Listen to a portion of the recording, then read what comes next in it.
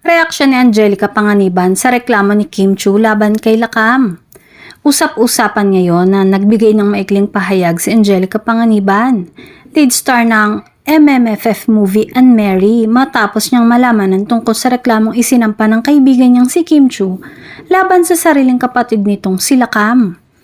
Ayon sa mga taong malapit sa aktres, nagulat at nalungkot umano si Angelica sa biglang pag-init ng sitwasyon. Kilala sina Angelica at Kim sa matagal nilang pagkakaibigan, kaya hindi naiwasang maapektuhan ang aktres nang marinig ang tungkol sa seryosong problema sa pamilya ng kaibigan.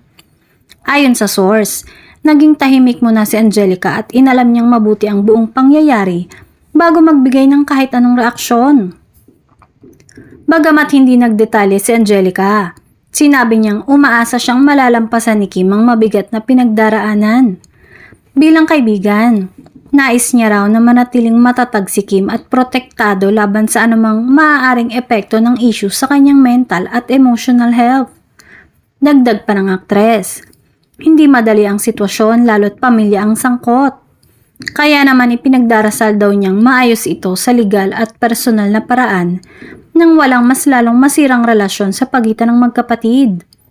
Sa huli, sinabi ni Angelica na handa siyang sumuporta kay Kim sa anumang desisyong kailangan itong gawin. Sa ngayon, nananatiling tahimik ang kampo ni Lakam habang nagpapatuloy ang proseso sa korte.